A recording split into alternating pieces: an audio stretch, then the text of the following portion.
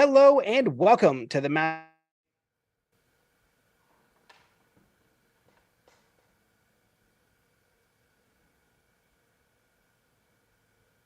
serial impact entrepreneur and investor, certified ambassador of peace, and Wim Hof instructor.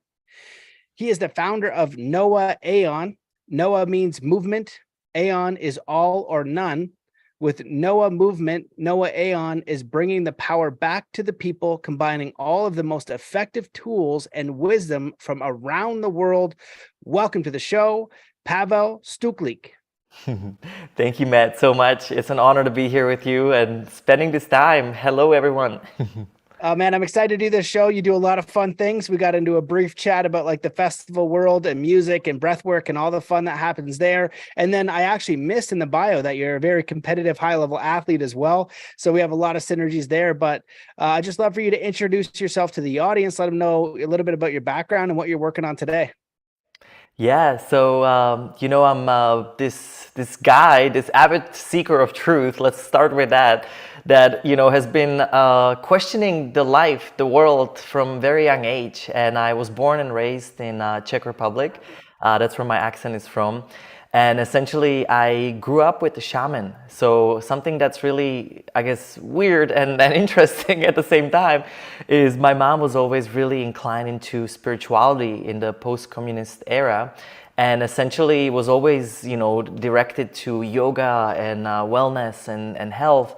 And so I had this like one side of me from young age to just be inspired about meditation and spirit world that, not many people get to be exposed to. And then I had this other side of me that was this competitive person from a very young age that wanted to be a professional athlete and later on became professional cyclist, which was this like basically a second pivotal moment of my life. Now, in that time, I started my first company when I was 17 years old. And this was when my dad gave me a choice. You go to school, your life is paid for, or you do your little cycling thing, and life is not paid for. And so what I did, I started trading between Alibaba and eBay. And essentially, this is before Alibaba was, what it is today. And from young age, I wanted to help people. I wanted to help others. I wanted to unite this world. It's been my mission. It's been like embedded inside of me. And so I was like, how do I help my fellow cyclists that don't have, $5,000, $10,000 to buy these expensive frames? And that's what I started trading. And I started with $0. I put the picture from Alibaba on eBay, and then I sold it on eBay. And when it got sold, I shipped it directly from China. So I never even saw the bike. And that's how this, first thing got started. Now, later on, I actually built this into a serious company. And at the same time, I became pro cyclist. Now, just like a lot of cyclists, they need to recover, right? You got to sleep after 7 hours a day on a bike, and I didn't do that. I was calling with factories, with China. I was being up, and I hit my next pivotal moment, which I completely crashed out in a Czech national race. I woke up in the hospital, and my body just shut off. And I was completely overly exhausted. I got, essentially chronic fatigue. Then I had a Epstein-Barr. I had a variety of autoimmune issues, and that's what led me into health. And essentially back then, I took everything so serious, like discipline, and I like had to, wake up right and do all the recovery stuff right. And I wish I knew what I know today, because if I knew biohacking, I wouldn't be so crazy, so to speak. I would be more smart. And so I actually had to quit cycling, and because my body just wouldn't take it, and it was the hardest part of my life. For the first one, I had to shave this identity, and I wanted to kill myself. I literally had suicidal thoughts. I was in depression. I was sick. I was sleeping 15 hours a day. Felt like I didn't sleep at all. And this was the first kind of like, who am I? What am I? Why am I here? Like, what else is out there? I was being pressed on, to do more work and make money with the regular ways of making money. And essentially, I decided to move to United States, and I had another roadblock, so to speak. And that was the visa. And so I try to get a business so that way I can have like an E2 visa where you can qualify, to be able to stay long term. but one after another would not qualify. And so I went from a sushi restaurant to a bike shop to a frozen yogurt, which finally qualified. So I moved to Hawaii. I was about 20 years old, and I started franchising Tutti Frutti frozen yogurt. Now, totally like off of my compass, and I was so sick and tired of making people fat that it led me to basically leave Hawaii, and I ended up finding a company called Orange Theory Fitness, which back then had only 6 locations. Nobody knew what this was. People called it Orange Therapy, and but what I saw as an entrepreneur and also as someone that works out this way, it was high intensity interval training with heart rate monitor. So I was like, hold on, this is way too close to what I'm used to. I love this. And what I also noticed was the amount of people coming in and out the door. And so I was like, this is good. Let me meet the founders. And so I drove across Florida and to go into the corporate office. This was 5 employees, and 2 of them were the president and CEO. So like literally this how small it was. And just so you know, now the company has almost 2,000 locations, like 300 plus employees. I mean, it massively grew. And so there was this kid, I was 22 years old at that time. And I was like, I want to franchise this. What do you have available? I have some experience with Tutti Frutti, right? Having a region in Hawaii. But, they basically gave me 2 days. You either figure it out or we're going to just keep it or sell it to someone else. And so I figured it out. I got the money. I got everything signed. And there I was driving to Atlanta, Georgia, where I've never been.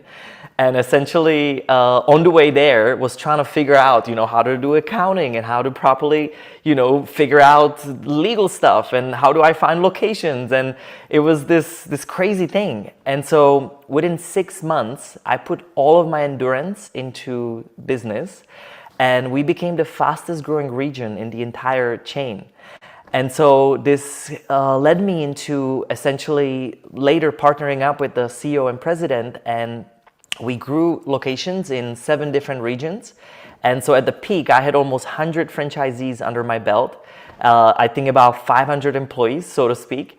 And that was within 6 years of just hard, work. Now, in this process, I hit the roadblock again. So I literally was tired, unsatisfied, unhappy, and I was like, what am I doing? Even though I'm doing good with the actual business, but there was this part of me that started getting obsessive, by more locations and more growth. And then I was like, for fucking what? There was this like part of me that had to have a awakening moment again that like, is this why I started this? And so in this process, I have committed myself that every 2 to 3 months, I'm going to do something ridiculous. And when I say ridiculous, I'm talking about pushing myself out of my comfort zone, because I was always the seeker of, why do we wake up every morning and why do we do things the way we're doing them? Who told us this? We are raised by society, by cultures, by countries, but then how much of it is actually our truth? And so that led me to, first, I went into Neil Donald Welsh, which was this retreat with the actual author. And what I, by the way, did, so I would read a book, and if that author or that teacher really inspired me, I would want to figure out how to meet them and learn from them directly. And so basically, the last 15 years, I've been doing this.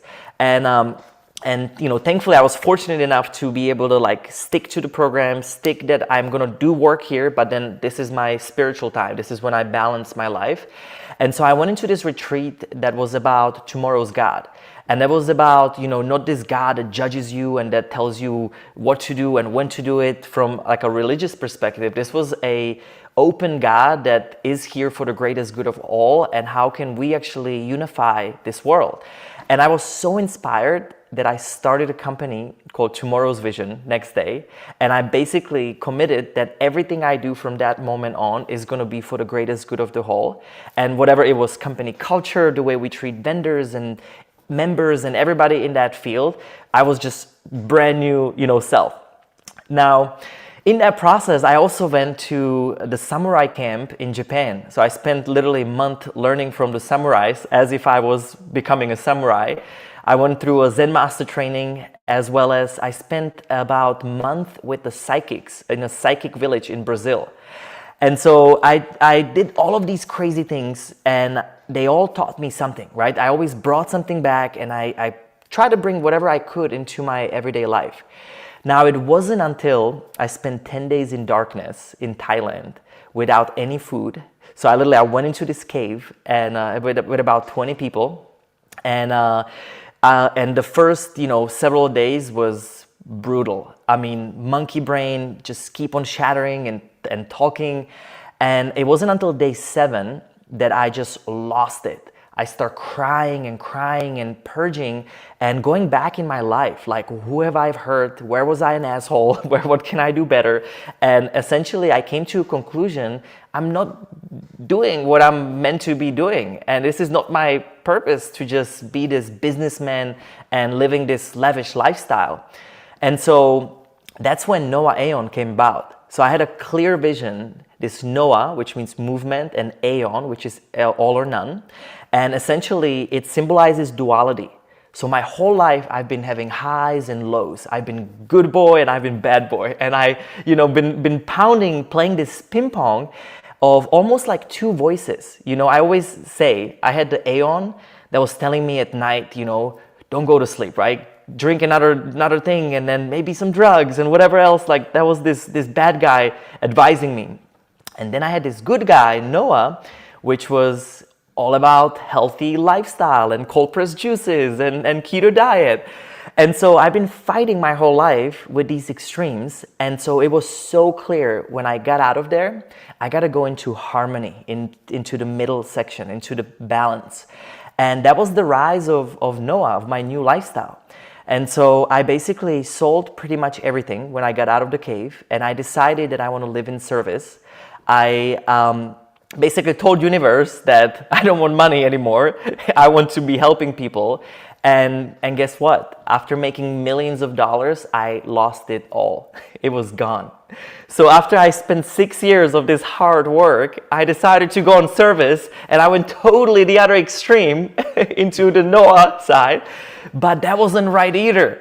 And so it became some of the most darkest parts of my life. I got divorced. I did a lot of drugs, a lot of alcohol. I went into this DJ route because my biggest passion was music. But this Aeon guy was still there. And so during the day, I would literally be teaching Wim Hof workshops and lectures about health. But at night, I would be doing mad parties and drugs until the morning. And so it was this freaking, I'm deleting a lot of the details because it was nuts. But after I went through all of this, I finally start finding that actual balance. And so what I've learned in this last 15 years is basically what I call the teachings of Noah Aeon. And so, what I came about is I brought all the tools that actually worked, that also have a scientific background behind them, and I made it fun. So we now do, lectures, we do workshops, we do immersive experiences. I basically started the whole conscious dance movement, sober parties, where where people go into their breath, they go into their own essence, to find that. And I'm sure we'll talk, a lot more about all of that. So that's the long story short. Wow. Well, that sounds like one hell of a ride and a ton of fun. And I wouldn't be surprised if we crossed paths, somewhere here and there, like a Burning Man or a festival. And as you say that, it's echoing my own psyche. I have the one part that wants to like party and hang out with my friends and do crazy stuff and stay up all night. And then I have the other side that's like the personal development, seeking God, the spirituality. And it really is a balance. I think you need both. And I think for me too, I also have the martial arts side of really, I don't know if despising is the right word, but it could be like evil. You know what I mean? People harming other people. It just drives me nuts. So it makes me a little bit angry. And I try to balance that through martial arts. And I think it's amazing. You got to train with the samurai. And I got to train with Shaolin monks. And that sounds like an amazing experience. And I got a lot of value from that. So I'm sure you did as well. So I would just love for you to just keep talking. Tell us about some of your most influential teachers. Tell us about some of the things you've learned, and how did you end up finding that balance, right? You really went up and down. And I think at one point you said you almost committed suicide, or you thought about it, which is a very deep and dark place where you almost, I've heard it described, you lose all hope, that, you just want the pain to end it. You can't see a way out. And when you're in that level of darkness, it's inspiring to hear people who got through it, because when you're in it, it feels like there's no way out. It feels like it will never end. And so I'm curious if you want to speak on any or all of those topics. Yeah, so I'm gonna use the story of Noah Aeon just so let's for a moment visualize that everybody has a Noah and Aeon inside of them. Whatever we call it, good or bad guy. But what I've noticed, that when we live here on Earth, we're bounded to duality or polarity. And when we live through duality, when we get really happy, then we wouldn't know what happiness is if we weren't sad. Now, when we keep on bouncing up and down, we have these two voices that continuously are bombarding us. And later on, I've learned that we're part of these four beings essentially. We've got the body, we've got the mental mind, we've got the emotional body, and we also have a spiritual body. And each and every one of them needs to be fueled separately. So whenever the physical body is eating healthy food and clean, good sleep and supplements and everything that goes into recalibrating physical body, then, most people don't think that mental, emotional, and spiritual need the same equal, energy flow. Now, when we, let's talk about the mental body for a moment. When we think a lot of bad thoughts, and when we essentially, let's think about like a linear line, and then there's like a 50%, 50-50 weight. So Noah 50 and Aeon 50. When we're in the middle, when we're in a harmony, we can actually bypass that, where we're not bounded to this duality anymore, but we have to lift ourselves up high enough. Now, here's the thing. So I'll give you an example. I would do one drink, that would lead into the second drink, that would lead into a complete lay now, that will trigger into all of these bad decisions that I made because of that first one drink. So think about that. That was the Aeon speaking, right? But then equally was also Noah speaking, but Aeon has this power to basically overpower, because it's sometimes very loud, especially if all we're watching is negative news and media, and if we continue fueling that mental body with shit, so to speak. What happens, that's going to be the more prominent and stronger resonance that we're going to move into. So what would happen is, let's say that I have a bad night, right? Like this. The next morning, the last thing you want to do is to be healthy. Ideally, you want to continue, right? Going even further, depending on what you're on. And so, you go into these spirals that you cross the 50%, and then let's say you go 60-40, Aeon versus Noah, or you go 80-20. Now, further you go down, higher and harder it is to climb back up. And so several times in my life, and I'm sure so many of us go through the same thing, we go so down low that we don't even see the light. And that's when, depression, anxiety, and suicidal thoughts, it's all chemistry essentially. And so two things. Number one, I had to rebalance chemistry to even think different, think better, use the right supplements to refuel all of the burned out serotonin in my brain. But then it takes one step at a time, and it's like climbing and climbing and climbing. Now, what I've noticed in the past few years, so when I quit alcohol, which is about 3 years ago, everything shifted for me, because when I start eliminating all of the Aeon decisions that would potentially bring me down. And also I just had the thought, like there's nothing good about alcohol. I mean, no matter how little or more, like it's just poison. So it was very rational, like why would I do that? So I kept different smaller things, like I still did like plant medicine, and it was a very healing and in that process. But I start eating healthy food for my mind, podcasts, listening to books, and continue educating. And then that education gave me inspiration, which gave me motivation, and that gave me results. So it was like this triggering thing of me climbing back up. But before, I would have the same thing, but then I would do one Aeon move, and back, all of that work is gone.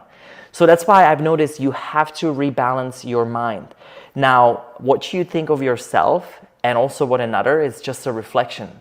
So I actually spent a couple years rewriting every thought that I had about myself that was negative. So anything which was lower than I am, powerful, strong, healthy, vibrant, joyful, love, like all the truths that we are here and meant to experience, I just simply literally wrote it down, erased it, and got the hell out of my life until I replaced it.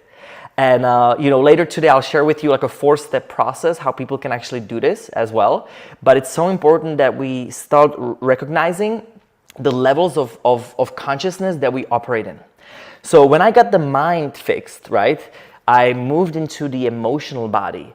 And so then I realized, shit, there's so many emotions and traumas and, past fears. And so think of our life as these micro and micro cycles. The micro cycles are the small things that keep on coming. So whatever it's with relationships, whatever it's your thoughts, they just every once in a while get you in like the weirdest time, but they get you in a sense to bring it up to the surface, face it, bring a light to it, and remove it. But most people, they go deeper down into hole, they mask it. For me, it was alcohol. I used to mask it with alcohol, with drugs, and then I ran away from feelings and emotions. Instead, now I see them, I feel them, I look into them, and then I question them.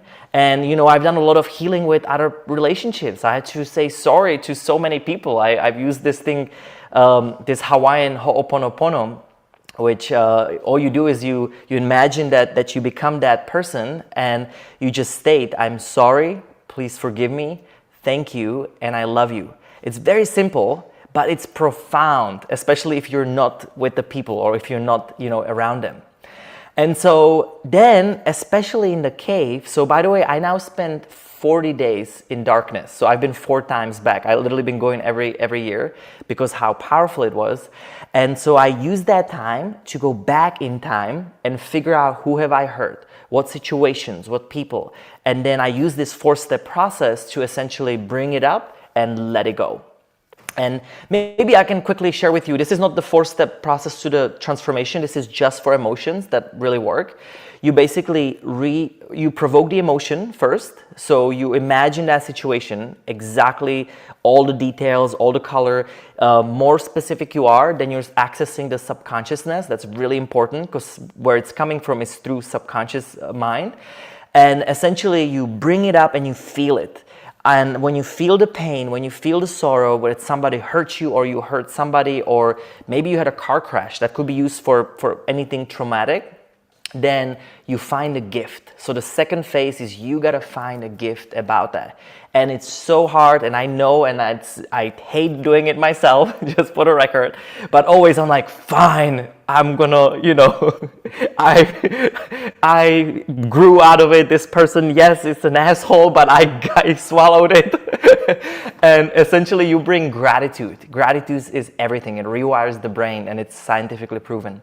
Now, the third phase is you essentially you forgive, but even better than forgiveness, because forgiveness is still delayed access, it's acceptance. So you move into I accept. It's this emotion, it's this feeling of acceptance.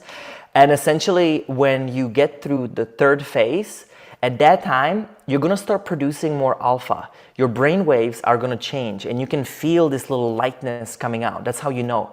Now you could also measure it. There's different ways like EEG and HRV, and there's ways to actually help with this.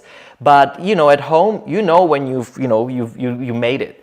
And by the way, this is what we have so much breath work that we do, that we teach, that we share with people. And that's kind of the main alchemy I use today, because it gets you to these heightened states so that way you can actually let it go. And the fourth stage is you either replay it. How would you done it different? So if you would have done it different, your brain doesn't know if it's happening today, tomorrow, or there's no time concept. So you can actually literally reprogram it and visualize it how you would have changed. Or if you want to skip it altogether, like let's say that did not exist, you just skip it. And that's the fun part about brain. We can trick it in the most beautiful ways. And so that's the emotions. Now, let's talk about the spiritual body, because this is when it can get wooey wow.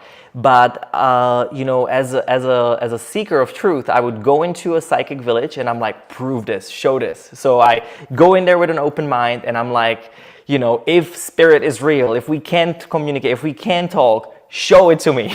So I'm here, open guy. And essentially what I've learned is that we've got 5 physical senses that we all know, that get us in trouble, by the way, because we use so many of them. And then we've got the 4 psychic senses. And so nobody's teaching us this. What if people were taught this from young age? We would have all been supernatural, which is not supernatural. It's just denatural. But unfortunately, in our societies, we're just put back and put into packages as quickly as we can. And that's what, makes us limited. And that's what society wants us to be. Now, if you want to be limitless, here's what you got to do. So first thing first, let's talk about the senses. There is psychic hearing. That's the first one. It's right above your ears, essentially, and you can connect to it. And I'm going to also share with you how everybody has them. There's nobody that does not have them. This is how we operate. We just don't know how to understand them. So that's the biggest difference. So psychic hearing is the whispers. So think of that as the Noah whispers. So here's the most important part. We either have the loud monkey brain, which is just the combination, the sum of all our memories. So it's limited. It only knows whatever it learned in the past and projects into the future.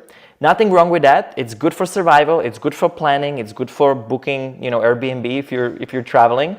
But that's about it. Then that loud voice generally just does whatever the hell it wants, because the monkey brain became so active and stimulated. Now the quiet voice, the silence, is the one telling you, hey, you should go to sleep.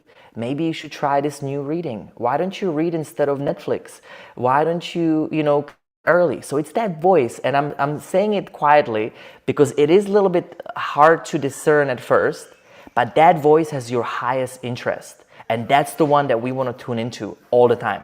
Now, here is the catch. So how do we discern that voice is psychic hearing? We've got to build relationship as if it's your best friend. So if you hear that, you don't ignore that. And I've ignored this for years, which led me to freaking darkness. And so if you don't want to go there and you want to experience light and love and joy, then you simply acknowledge it and you say, thank you, I heard that. Thank you, I received that. Now, when you go to a gym and you lift weights, there is a response and you build it through, repetition. Same thing with this. You gotta build relationship. So not everybody, by the way, is necessarily strong at psychic hearing. There's different people that have a different strengths. So some people might see, other people feel, other people hear. And I'll explain that basically you always want to start with the 2 most prominent first. So through this, I want you to kind of acknowledge which one do you hear, see, feel, or know the most, and then build up on these and start with that. So once we get through psychic hearing, then there is psychic seeing. So that's about here. So think of these as little rays. It's almost like a light beams that come through us, and that can be measured, by the way, with frequency. Now, the psychic seeing is, pineal gland. A lot of people are talking about this. It's the third eye, right? And the third eye is essentially, let's say that you can get information through lucid dreaming. So some people literally get clear visuals that are not nonsense dreams. They actually can read the dreams. Other people, visionaries, literally can create a business plan before it ever happens. So, here is how many people can do this. Everybody, right? Especially visionaries or whenever we're building a new business, we see something in the future that hasn't happened here yet, and that's psychic seeing. That's the sense we're using. So when something like this comes, what do? Thank you, I saw that, right? So we merge, we bridge, and then we go from that place. So that's psychic seeing. Then we've got psychic feeling, which is something around your solar plexus, and it extends into your hands.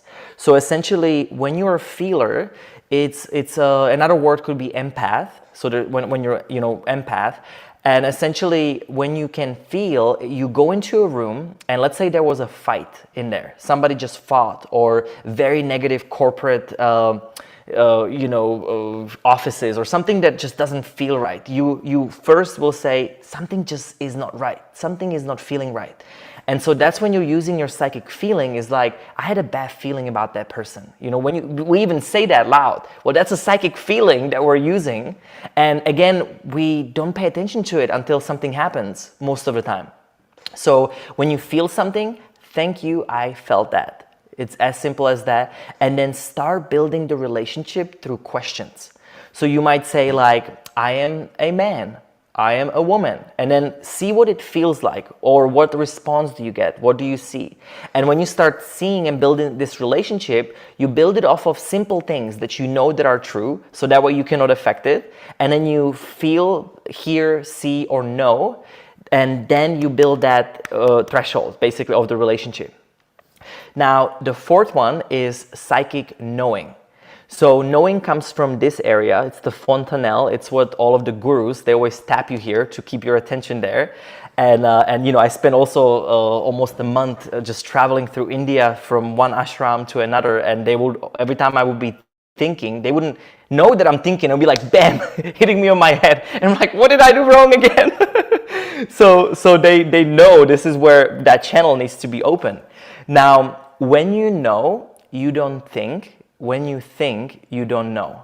So that's how you discern it. It's a little mind-bugging, but when you know something, you knew that person would turn out to be a bad person. You knew that that person would cheat on you. You knew that the business partner was stealing from you. It's like knowing. There is no thought about it. As soon as the thoughts comes in, that's when you're out of it, and don't listen to the sense, because then it's cluttered. So when you know, you don't think. When you think, you don't know. Does that make sense? Mm-hmm. So, and then there is this thing called higher self and lower self. So that's what I was talking about. The lower self is the egoic self. That's what it's, its usage is for the triple F: feed, fuck, and and fear. And essentially, that's all it's good for. And you want to treat it as a child. So I literally speak to my egoic self as, hey, sweetheart, how you doing today? You want to talk to it as a child, because otherwise it's going to keep on wanting to be speaking. And that's the hardest part in the integration process that I found, is that this thing literally won't shut up. And I've seen it, especially in the cave, when you spend 10 days in darkness with no food, all you have left is just rah, rah, rah, rah. And so it was really important that integration. Now, your higher self has always your highest interest, and it always speaks to you through any of these four senses. And so that's why when you build these senses, you're going to build that relationship. And then when your life is only directed by your higher self, it has your highest interest, which means it will not do a bad choices to put you into danger or fear on any kind. So that's the way to live, and that alignment is everything. Because when you start asking, what is for my highest and greatest good right now, then you start getting answers. And through these questions, you start questioning everything, every decision, every food you eat, every person you meet. I literally do it for everything, and it saves you from trouble. It's really amazing. So that's the 4 levels of what I call individual consciousness. I call it the me section, essentially. And here, if you want to, I'm going to actually share this with you. So if anybody is watching, you can kind of see this on the screen, that's your individual consciousness or your individual frequency. Now, when you start working through these and rebalancing these, you start realizing that there is more than just me, that individual self. And that's when I naturally start wondering, what about the implication of others? What about the people around me? What about, relationships that I not necessarily control? And so then I broke it down into the collective consciousness. So this would be environment or human connections. And so I'm going to touch on this a little bit more. So when it comes to human connections, It's the family, the friends, coworkers, your lovers, anything where you have your tribe. And you know, this is a very famous saying, the 5 people that you spend the most time with determines who you are. So maybe make a quick assessment right now, and the current 5 people you spend the most time with, do they serve you? Do they push you forward or backwards? Because think of them as your physical guides in this life, and then you've got spiritual guides as well. Now, that is really important, and I'll share with you like a little 7 stages of relationships that I've learned, and it's quite fascinating. Then you've got the environment, and this is when, you know, the air that you breathe, water that you drink, food that you eat, EMFs. Oh my gosh, I found on this path that the electromagnetic frequencies we're being exposed to right now, especially 5G, I thought this was not harmful until I saw over 6,000 studies that prove the opposite. And I have a whole other story, which I can share later, on just how I literally brought my anxiety and back because of electromagnetic frequencies. And so that was important. Then I got into materials. So what are we wearing? You know, those are the things that, like, you know, let's say you eat healthy and you sleep well and you do all the, you know, all of the perfect things on the me part, but then you're wearing some toxic, you know, clothing that's literally bringing all of the toxicity back. Allergens or light. We're exposed to way too much blue lights in our life. And also sound. This is when my music comes in. You know, we're listening to 440 hertz, which has been proven that it literally distorts your brain. And so that's another way to look at life, is just what is the sound that we're operating in. Now, let's go back to the relationships for a moment. And this is a really interesting one, because just for the record, I failed every relationship possible, from business, marriage. I mean, you know, again, I'm here naked in front of all of you and saying that, you know, I'm no master, no nothing. I literally just went out there in the world. I spent over $500,000 to figure out how to fix myself and how to find true meaning of life. And so all I did is I came here to basically give you some of the main hints, so that way you don't have to go through all this pain, and all of this is money, because it's not necessary if we just do it right. So here's 7 relationships. The first part is romance. I'm sure everybody knows this. It's the butterflies. You fall in love with someone. But by the way, this could also be a new company or a new yoga membership. You know, you're just happy and just, oh my gosh, I did something new. The second part is commitment. This is when you sign a new hire paperwork, girlfriend, boyfriend, or marriage, as well as you just bought a new membership, so you sign a contract. The third part is broken vase, and this is when we start finding faults. This is when things that we didn't see in the first phase were like, you act just like your mother, or you're kind of an asshole. When did that come? You know, when did this feeling? I didn't see that in a romance. Or, you know, your job doesn't have bathrooms close enough, doesn't give you vacations. It's just flaws, right? The fourth part is the ordeal, and I'm gonna sing this. It's the should I stay or should I go? And this phase is hilarious, because it's actually not hilarious. This is the most painful part. This can last sometimes 25 years. I'll give you an example. 25-year-old marriage, unhappy, right? Love and then hate you. I love you, I hate you. It's this up and down jumping of 2 egos and 2 kids basically fighting against each other. And that's the same thing when you are an attorney, let's say, or a doctor. You know, did all of this stuff and all of this life, you've studied for this, and you know, power to you, but then is this your true purpose, right? Is this actually fulfilling you? And so those are the questions that people have. And unfortunately, it goes into the 5th stage, which after all this pain, you either make it or you break it. And so 5th stage is when you get divorced, or you find a new, you quit the job and you're just done. Now, if at any point of time in this phase, you actually stop living off of the me, but it becomes about we consciousness, which brings us into this collective, you, for the first time, go into the 6th stage, which is the surrender. This is when it begins, the true actual growth begins. And you're like, you've been wrong, I've been wrong. Okay, I get it. You are a person and I'm a person, and I want to make this work. So this is coming from a place of relieving and peeling all of the onions, and it moves you into the seventh stage, the embodiment, the true eternal love. Now, when you are in embodiment, you see others as yourself. So you would never hurt another person if it was you. And so when you start and if you fix yourself through this process, all of a sudden you become in this union. And this love is so beautiful. It does not have to end. You can keep on buckling this as deep as you wish, or you can also just restart it with someone else, something else, because you've mastered this process. And so, boy, I am telling you, it's crazy how many people I talk to, and they are in this ordeal phase, not cutting things or moving things to the next level.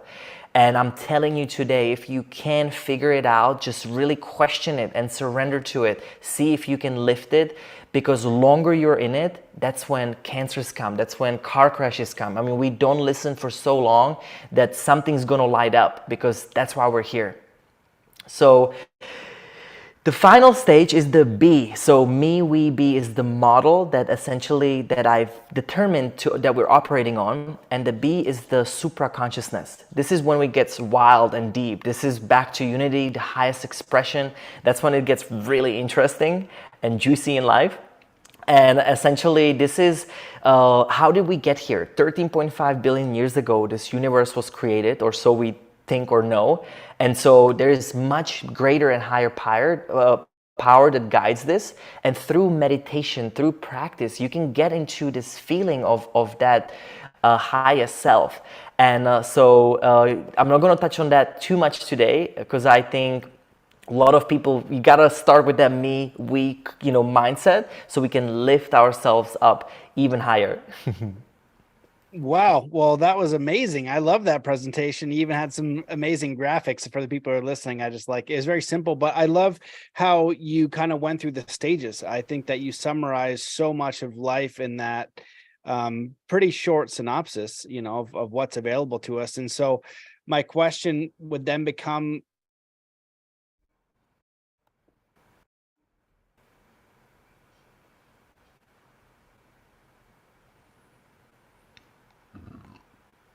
so that's one thing that's on my bucket list to do. If someone is like or how does someone evolve through this stage? Like, is it the self-awareness process of going through these things and saying, where am I? What can I do to fix it? Because a lot of what you shared was very simple, but it always starts with that self-assessment process. From that self-assessment of knowing where we are, then we, exercise our will to make the change. And when you're talking about, I think it was like the range of emotions or something similar. It reminded me of the Kybalion, where it talked about, the polarities, where, extreme,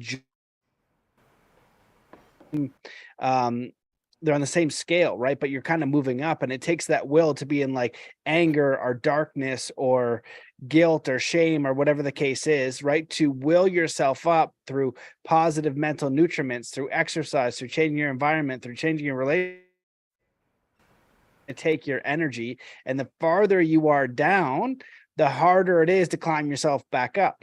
And so the first step is recognizing it, and then finding and aiming towards solutions, and then trying those solutions, and then never ever giving up until you get to that place. And so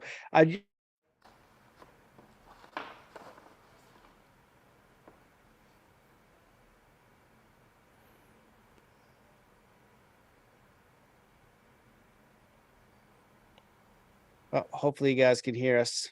Did I cut out for a sec? It did, yeah. But I think I get your question, and thank you for this, because it's absolutely true. So first thing first, I purposely made it as simple as it gets. So I speak at all of these, biohacking conferences and where all of these doctors and scientists are. And, there's this guy that just literally went from this crazy darkness to light and da, da, da, da, da. But what I told them is I studied all of their work. But what I do is I take on that work, I figure out if it actually works and does what they say. And if it does, then I bring that, simplified it so people can actually use it.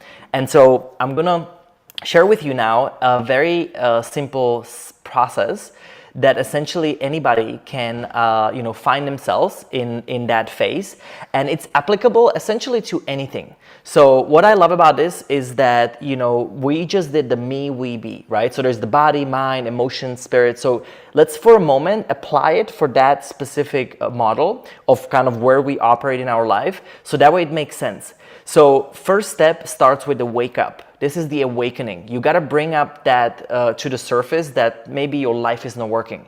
Your partner and whatever your relationship is, it's not working. It's the wake up.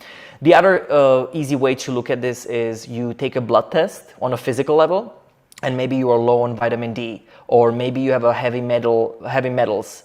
And so when you move from that place, you then go into the cleanup, which I'll give you an example. You would detox your physical body from the heavy metals. You would either upgrade the relationship, or you would delete the relationship or end it. The other way to clean up is also it's act of letting go. So if you have a negative thoughts, it's time to rewrite those thoughts. Now there's tons of different work, and we have this thing called High Achiever course where we take people through all of these in 8 weeks. So it's like a transformation. So it makes sense for people to actually dive into each of them. And in that process, we basically identify each and every aspect of their life.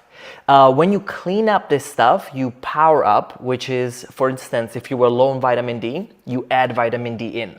Or if you were, you wanted more better tribe, you add the tribe. It's the power up phase when you empower yourself. With affirmations, right? I am powerful, I am strong. You start the day with something that is positive, that powers you up. And then the fourth stage is rest up and repeat this cycle. Now, everything in life is about cycles. So this is why I'm saying I'm not master on anything, because the minute that you think you mastered something, the next freaking set of cycles comes in.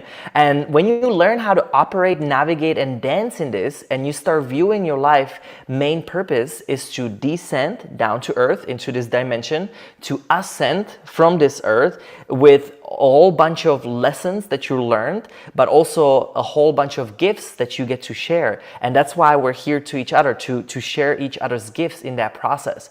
Now, a lot of times we see the opposite, right? Somebody's trying to give us a gift and we say, no, get out of there. I know my way is the highway, or I don't have to go into depth of this. But really, in reality, we're all supporting each other. We're like angels along the way, mirroring and supporting. Now, when you go into this process, I'm going to go into depth a little bit. So the other ways to look at, the wake up phase is medical testing, food sensitivities, EEG, HRV. These were some of the first, steps that I did. And it really helped me to identify, where am I, especially on the physical body. Now, so let's say that this was the me, right? The individual part. This can also go, obviously in much more depth. We just don't have the time to do so. But when we look at the wake up phase for the collective, let's talk about a little bit, media, mass media and news. I mean, I'm using old stuff, a little bit of new, just so I don't want to, get into all kinds of subjects here. But essentially, cigarettes. For 50 years, literally, doctors were saying that cigarettes are good for you. That's a mass deception, and that's the collective deception. Food diet. I mean, this is a pyramid we're using until today. Grains and cereals at the bottom, and fats and oils at the top. It's reversed with just the kinds of fat, what actually has been, proven to work. And that's just, quick examples of waking up. Now, then we've got a little self-assessment, and I know you've asked for it. So something that's really simple that, anybody can do, 0 to 10. 0, you're at worst, 10, you're at the best, and just go by the mind, body, spirit, emotions. And by the way, so this whole thing is like a balloon that you can inflate however far you like. That's how I like to do all teaching, and that's how we teach our teachers as well, is, nothing is like definite one way. Everything shifts and moves based on your individual self. So however you individualize this, write this down, then sum it all together and divide it by the total number, and you're gonna get an average, so kind of where you stand today. And I do this summary every week. So every week I literally spend on Sundays reviewing my week, my body, my mind. I check in with my higher self. What can I do better to continue being aligned on my path? Because I never want to go back that dark space ever. So I'm like fully committed to listening to the light, because I've had enough. Now, let's go into the cleanup, and this is when, you know, we delete the past beliefs, we detox your physical body, you let go of your negative emotions, let go of your people. So this kind of gives you, you know, we went over it a little bit, but in a written form. And I wanted to touch a little bit more on the we part, because it makes more difference than we actually think. And so mold, 50+% of houses, at least in America, are filled with mold. Mold is such a big issue that if you are literally sleeping inside of a house that has a mold, you are already going to be depressed, have no energy, you're going to have a leaky gut. So this is when, like, imagine that you do all of these good parts on the me part, but then you live in a condominium that's been around for 100 years. You know, this is when we got to like start shifting that focus into the collective part. Toxic materials, blue lights, you know, polluted air. This is what we're dealing with. And we have a way to fix it. I mean, all of this can be changed within, you know, the reasonable perimeters. I literally created a home now that's fully, you know, conscious in that state. And you know, I'm gonna touch back on the frequencies, because during the COVID time, I moved to Houston for a little bit to build this project there. And essentially, I never lived in a very dense city for too long. And I literally wanted to leave it every time I got there. And I start feeling depressed and drained and tired again. And part of me was like, oh boy, am I going back south again? Like, no way. And this is when I start noticing frequencies is everything. We're all made up of frequency. And if you're constantly getting bombarded by EMFs, you know, whatever it's your TVs, your microwaves, your smart meters, especially 5G towers, they're like 5,000 times stronger than the regular, you know, EMFs. You think of this as it's loading in your body and it's invisible. And that's the scariest part, because I didn't pay attention to this until I actually had a health issue. And this screen behind it, this is what kind of shows you all of our computers, phones, you know, when we're around each other, we accelerate this. So I actually had to find a solution to work with technologies, because I couldn't co-op with it. Now, there's about 3% of the world that's electro-hypersensitive, and then there's another like 35% of the world that has a significant detrimental health issues like that are noticeable. And then the rest of us don't really feel it. We just have like unexplained, you know, bad sleep, or it comes through different forms that are very subtle. But no matter what, everybody's affected, and that's something I came through this cleanup phase. Now, let's talk about power up. That's something happy, because I think we've, you know, gotten a lot got down south. So in the power up phase, I actually created this lifestyle, this 8-point lifestyle, and I more recreated it. So it was actually it was channeled by Jas Muhin, who is a Breatharian. She's behind the dark room. And later, actually, I got certified to be ambassador of peace on Earth through her program. And it was a life-changing program that essentially taught me how to work with the spirit, and work with all of this, with the energy, with the source, the chi. And so essentially in this process, you know, we've got the body, mind, emotions that we power up. But I'm going to skip this, and I'm going to show you the actual lifestyle, because what I've learned is how you spend your time is everything. So think about yourself as a frequency generator or holder, and think about yourself as a keynote. So if you have a keynote, you've got the high key and you've got the low key. Now, if you spend a lot of time in the low key, aka Aeon, meaning money, sex, power, and worrying about, you know, the things that not necessarily matter in the spirit world, in the high key, you're going to be hungry, you're going to be dense, your body's going to require a lot of density. Now, if you spend more time in the light keys, like spending time in nature and you're dancing and creating, and you are living at what your life's mission is, you're helping others, then your frequency lightens up, which actually can cause you be way less hungrier. You actually won't eat that much. For me now, I mostly eat liquid and maybe once a day, like a meal. But what I've noticed, you stop having the desire to eat and live in so much density because your frequency lightens up. Now, this lifestyle, these 8 points, is what was channeled by her to essentially keep your frequency light and high. And I just changed it a bit, tweaked it, so that way it makes more sense to today's world, because a lot of her teaching is really far out there. So it's like it was a lot of digestion for me, especially at first, because to even believe that you don't have to eat anything, and the Taoists, the ancient traditions, they've been able to do this, but it's not recognized in the mass world as something that people can do. But anyway, I had a personal experience with this, and that's what led me to understand that, wow, this is possible. And maybe not fully, because I'm still living in density, right, in life, but at least you can really start living in this joy, love frequency. So it all starts with meditation. This is something that's nothing new. I think it's something that everybody wonders about. And I'm not going to go into all the depthness of meditation. This is active form of you connecting into the inner net. So we've got internet, right, as the computer that connects to the cloud when you want to download or upload new apps or new emotions.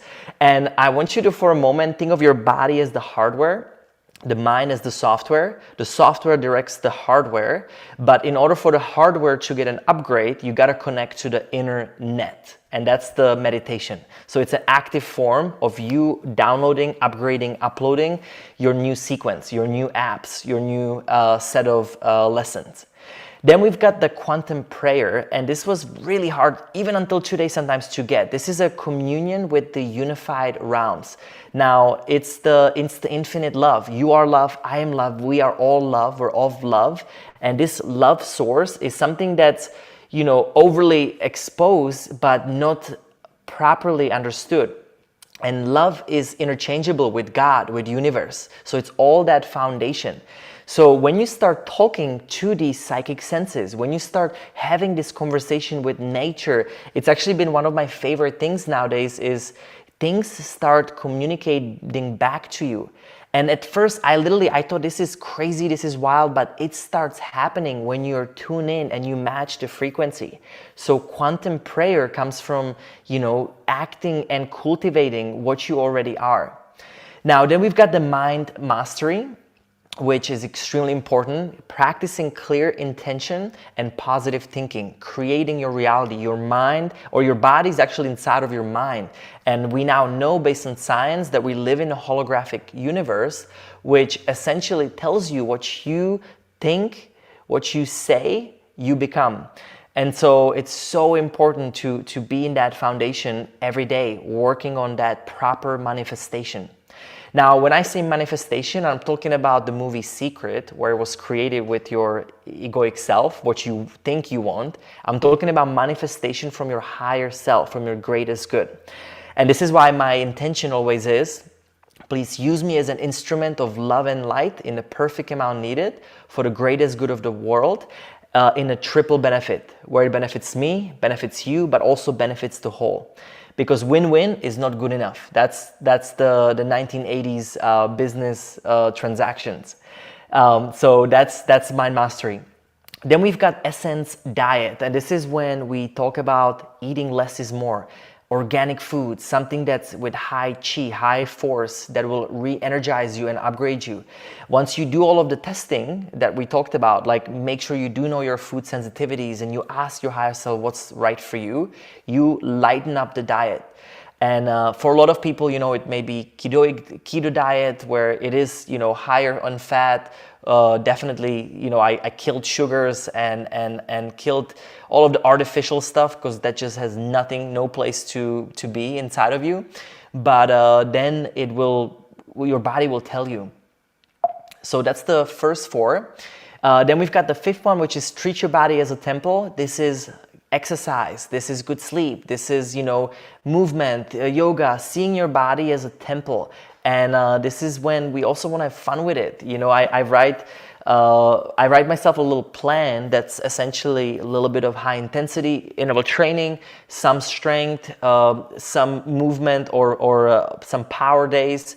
And I found this beautiful recipe that's more for longevity instead of just quick gains that I used to be interested in. Then we've got selfless service. So being compassionate and kind is literally the act of giving, being in service of others. I love being in constant state of giving. And this doesn't mean just charity. This means words of wisdom. This means you just, pause with someone. And when you're in a constant state of gratitude, you're just resonating this alpha state, which takes you from that busy beta thinking brain. And then the 7th one is silence in nature. This is when you practice being silent, either at home, but ideally in nature. Earthing is so important. And this is another way how you can eliminate EMFs when you ground and when you go back into basically our natural state. And every single day, there is not a day I don't have a physical contact with Earth. It is so important. Changed my life, especially with autoimmune stuff. And then final one is sacred music and chant. We've known chants for forever, that it's very powerful. But if you're listening to a heartfelt music, it refuels your emotions. So how do you refuel your emotional body? It is through singing, through creating, through art. Anywhere that you can lose yourself in timelessness is when you can finally come back into this balance. And so these 8 points are just so vital, so simple. You can, most of the parts I do in the morning before I even, rise up and do about my day. And then throughout the day, I touch back on. I do these little reset points, so that way I'm not continuously, moving forward. But this is the ultimate power up for yourself, for your body. So that's the me. The we part is bringing on the right, environment, relationships, and frequencies. And this is when you do the opposite, right? So find local farmer, get the non-toxic bedding, figure out the lighting situation, non-toxic clothing, as well as bring EMF protection. Something I'll tell you about protection of the EMF is there's something called depolarization. And it's a groundbreaking new technology that I actually I support so much, because it's changed the way I live within EMFs. And what it does, it actually remineralizes the negative pollution from EMF. So think about yourself that you're getting bombarded by EMFs from everywhere. This actually remineralizes it. So it's not another like harmonization thing. It's actually helping you co-op and live with technology. And I have it with me everywhere. It's this thing right here. It's a key shield. And then I think I have somewhere, I don't know if you can see in the background, there's a key home. So all the way at the back behind me. And essentially the key home covers your home, and then key shield is when I travel. So wherever I go, I have this with me, because it keeps my frequency high. And it's been amazing.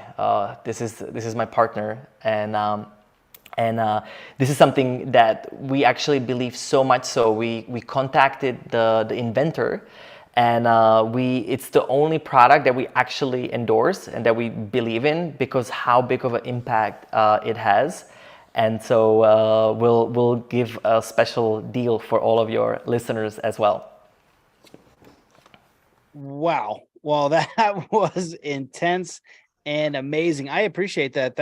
I love master classes, and that's what I feel like that was. It was so packed with information, and it really didn't leave anything missing.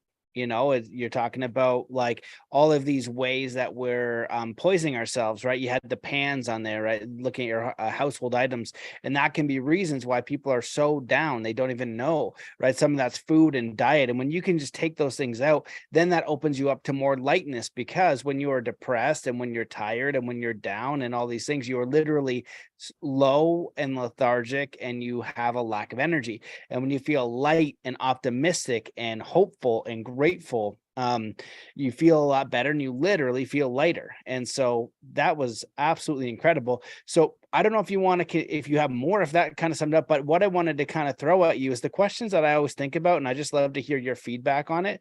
It's the idea of, in your world, how have you, made peace with the evils? Because I feel like people, when they're highly intelligent, they know what's kind of going on behind the scenes and the things that are, like you kind of got to play defense for. And I don't like that. When I was younger, I just like, why do we have war and starvation? Why don't we have free energy? Why is not everybody helping each other? Then you realize that some of these things that are being taught are not very helpful. So how have you found to make peace with, those evil agendas in the world? Are you worried about potential outcomes that are trying to be created? So that's one. So I'll throw them all at you and then you can pick at them. And my apologies if it's too much. I just want to get them all up. Two is the idea of like, we want to follow our purpose and passion, right? We want to move in that world, but a lot of us have responsibilities. We have kids, we have all these different things. And so for you, it's so funny how often I hear this of people who just become mega successful. They got all the money and for whatever reason, they have to lose it. And it's almost like, for everyone who is truly on the spiritual path, and we'll just use that term loosely, and when I'll say it, maybe I'll define it as, you want to do something meaningful in your life that helps the planet and future generations, right? In a good and clear way. So let's just say that's the spiritual path for now. So I got my little baby coming to say hi all of a sudden. So let's just say that you're on the spiritual path. I lost my train of thought. Let's see if I can find it. But you got to find money here. That's like the challenge, right? So you want to have your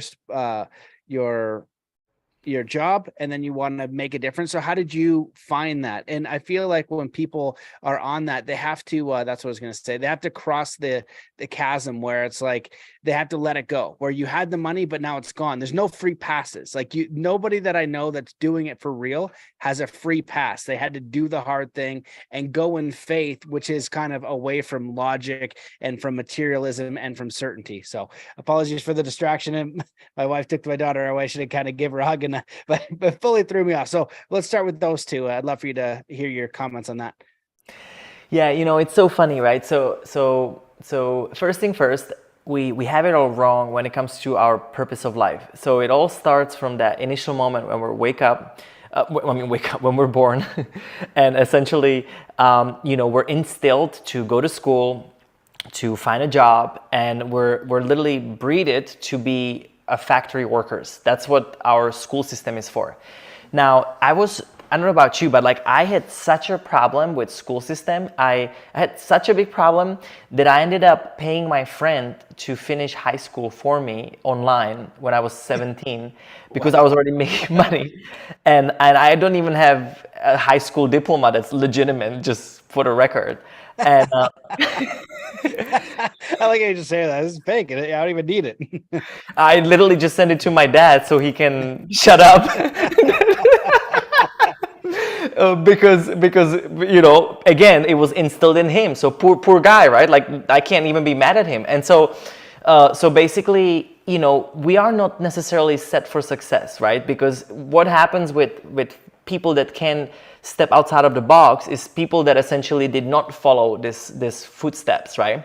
So what I find extremely crucial to figure out at first is, what is your actual true why? Like what is your passion? What is your purpose? And what is your legacy? And those are actually the three fundamental ways that I separated my life. And so, for me, passion has been music. So I love creating music, being a DJ, making music, and doing it in that frequency sound. So I produce music that's, tribal house on a modern beat, but using solfeggio frequency. So it actually heals you while you're listening to it. My purpose is my lectures. And so that's lectures, retreats, workshops, anywhere that we can give out what we've learned through this is my purpose. And then my legacy is the business side of things, is helping other companies as well as our company to grow for anyone that's here for the greatest good of the whole. So now, cool, right? I got here and that was the destination. But what happened was, in that process, I continued to have a too limited belief system. One was that I can only make money with being a business person, because that's how I made only money before. So that led me into distrust with money, with this relationship that basically I was pushing money away as this evil entity, and I was living out of two split realities. One reality was all spiritual, wanting to help, but that made me broke and literally had to fast for days to have enough food for my kids after having millions of dollars and flying on a private jet. And then this other reality that had this business person on that knew how to make cash quickly, but then was unhappy because that's not who I was. So that was the integration of stop being in Noah or Aeon, but lift above that and actually integrate your life's passion, purpose, legacy into what you're doing today. Now, how do you get there? So you gotta first write this out, because so many people don't even ask these questions, and so many of them is what they think that they want.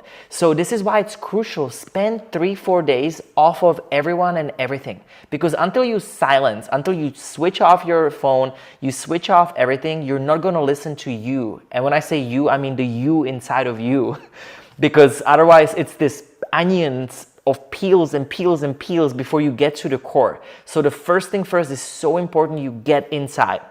Now, when you start speaking to the inside, I call it the sacred space of your heart. It's that inside of your heart that connects you back to your source. Then you start really going on this quest of who am I? What am I? Why am I here? What do I care about? And then you move into this state, what I call be, do, have. So you be means you embrace who you want to be, who you are. Then do, you take the right steps. So you write it down. So if you have a dream goal to have this passion, this purpose, this legacy, you figure out how to break it down and you use the analytical mind. This is when the monkey brain is great, because you can be like, what do I achieve in a year, month, week, day? You break that shit down, and you have to start daily. 1 hour. If it's just 4% of your 24-hour day, you start spending on those items. I mean, here, I'll show you real life. I have a focus spend right here. And then for me, it's the 8-point lifestyle. It's the creativity, it's education, it's my mission, my family, and everything that I've talked about today, I live and breathe.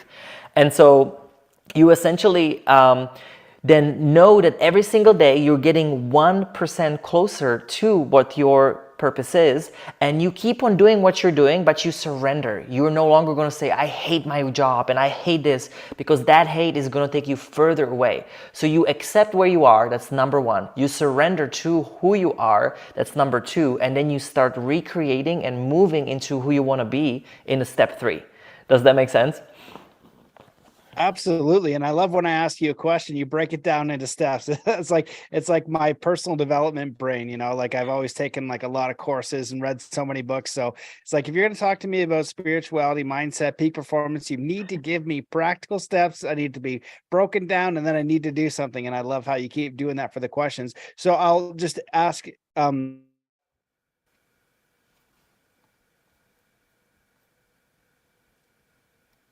mind for balance, and then are you optimistic about where the world is going?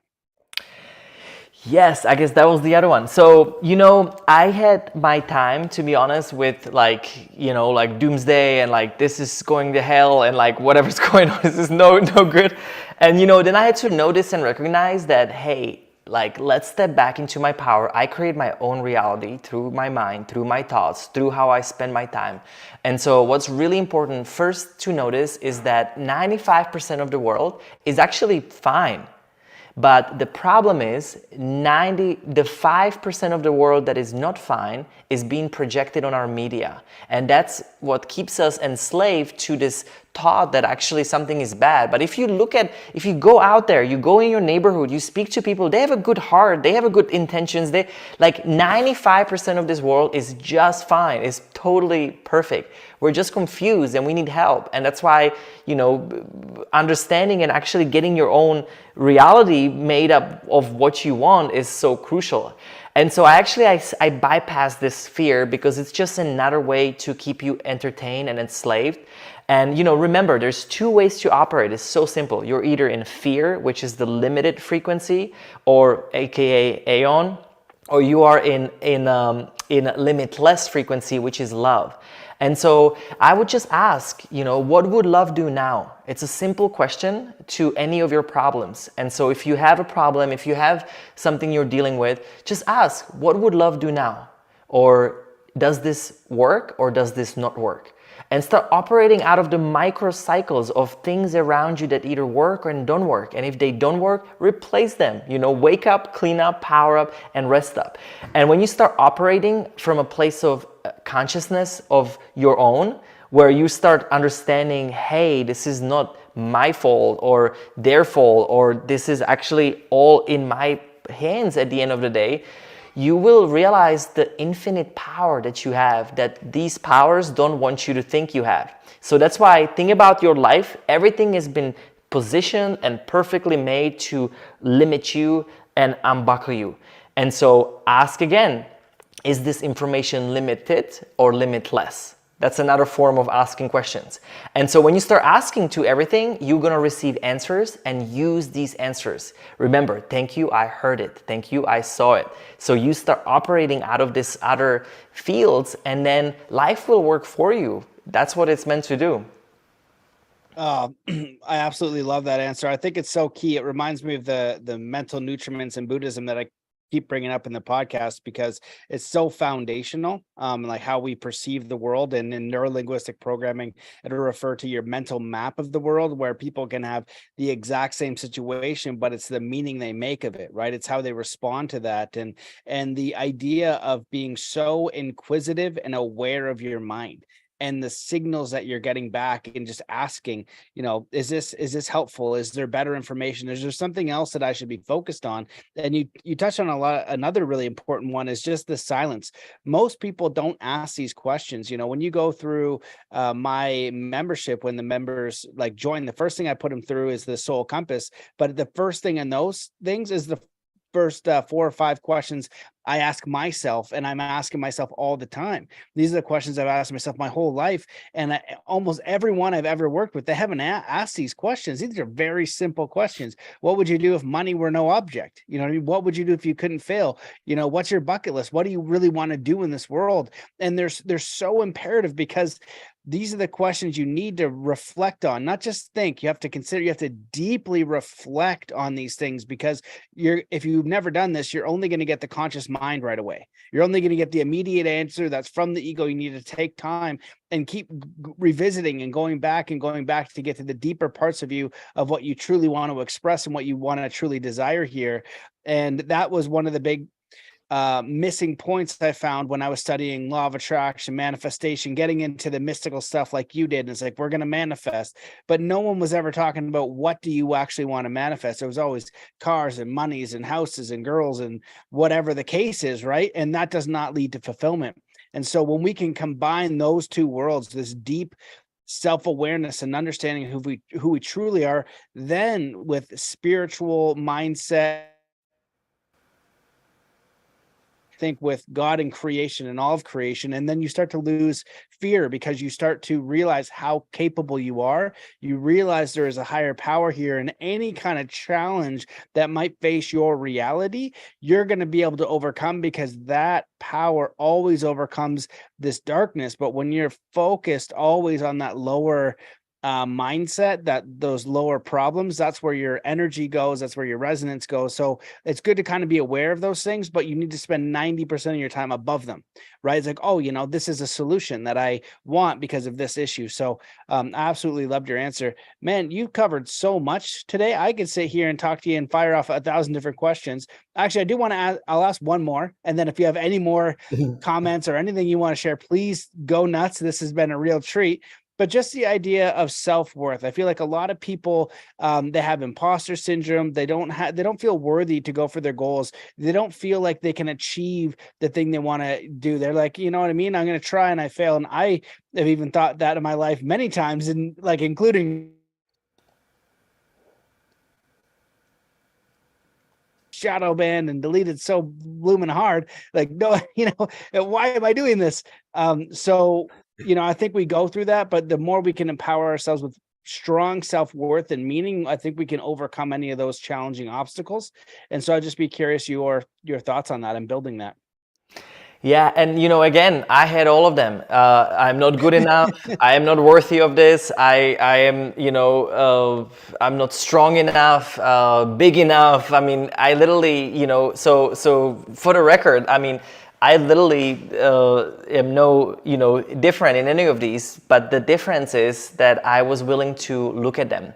And a lot of times, until today, I still, like it's we practice conscious monogamy with my partner, and it's this most beautiful, powerful, but also hard thing, because you have to put yourself out of this place of comfort all the time, and you have to speak your emotions and speak your thoughts, and it's like the thing I like don't want to do the most. And so essentially what it led me to is this beautiful reflection and understanding and knowing how we can actually support each other because of this. And so where I've done the most work, well, it started with emotional trauma, because every single negative thought or emotion or limitation, it comes from somewhere. And essentially, think about it this way. Maybe your father or your mother, told you at the age of 6 that, stop doing this, you can't do that. And you created this self at that point of time, that protective self, that ever since then was programmed to help you to not get hurt again by that situation. So think about that we are made up of all of these thoughts and emotions and situations that makes us who we are today. And without them, we would literally decompress, right? So that's what makes up this reality. Now, every single one of them, had the choice, right? We either made choices out of love or we made choices out of fear.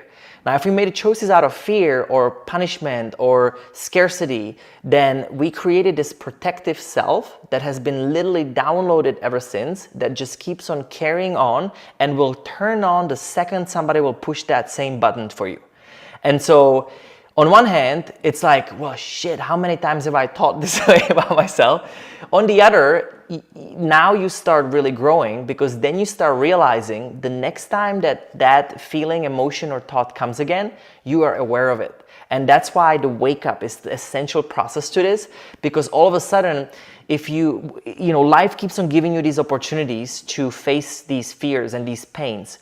And, it's so funny, like I mean, recently I just had this feeling of this negative pain just around my chest, and it like would be sitting there, and it was connected to self-worth issues. And essentially, this was started somewhere in a childhood, and later on I've even learned that some of these carried on from our past lives. So what's really crazy, after all of this work that I've been working on, I came to a conclusion that there's also that B part of things, of stuff, the supra-consciousness. And essentially, I didn't let go of these past ones until I did this Akashic record reading. And so I don't know if you ever heard of it, but it's so profound. Like, I couldn't even understand, because I hit a roadblock. I literally did so much of this work, but I would still have things coming up. And it was especially around my former wife. And essentially, I I did this healing and it was gone. It literally left me. And so that was really interesting. Wow. Well, I love all that. I think that's so helpful. And I think just even the idea of being aware of what our repetitive thoughts are, and you shared that at the beginning of just like being ruthless with your limiting beliefs, writing them out. And then what do I prefer? Because these are just patterns that run. The second that you're aware of them, we know through modern neurology and however you frame that field, that we can actually change our thoughts, and then those thoughts that we choose to program will then become the dominant and unconscious repetitive thoughts. But it's going to take time to weed them out, just like weeding a garden, and it's totally possible. And that's where you have also the tools of meditation and some of the other things you spoke about. This has been a real treat. I could talk to you for hours and hours. I love this masterclass. Is there anything that you wish that I'd asked, or that you want to leave the listeners with, or anything else that you want to talk about? Yeah, well, no, I mean, I'll say this, this is really about practice, right? So you gotta say yes, and you gotta get on this, and you gotta find the right tools that work for you. And that's essentially what we do, right? So we I'm not saying all of them are the perfect ones, but what I do say, and actually, I guess what we can do is we'll give you a little demo, like a 10-minute reset for everyone after this recording. And I'll take you guys through the wake up, clean up, power up, and rest up. So it's just the 4 stages, 4 different steps.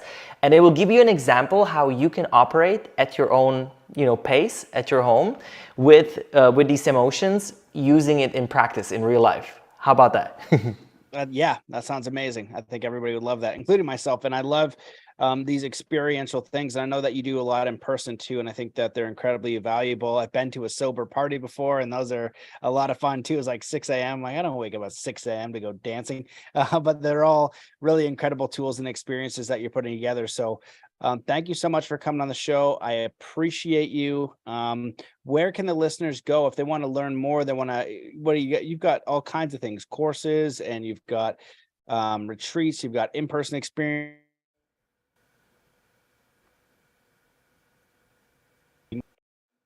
Yeah, no, so our website is noaaon.com, noaaon.com.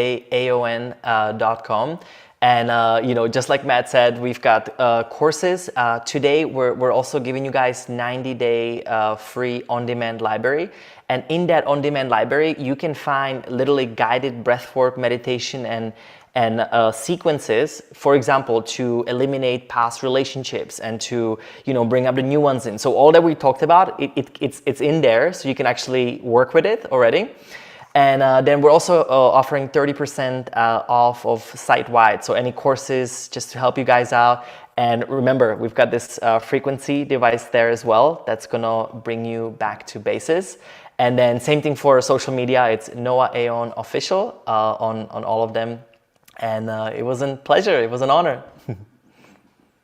Yeah, perfect. And so they go to that website, and if they use a discount, is like Zen. Is that where you're going to put in there? The people just ask me. You got I'll make sure that okay. So yeah, use the checkout code Zen. I'll make sure I put that in the show notes. I've had it before where I forget, so I like to be pretty clear. The guests like, oh, I tried to get that, I couldn't. So thank you so much. It's a really generous offer. I appreciate you. You have so much valuable content and information, and I just enjoyed this as well. So thanks so much for what you're doing and coming on the show. Thank you. Thank you so much.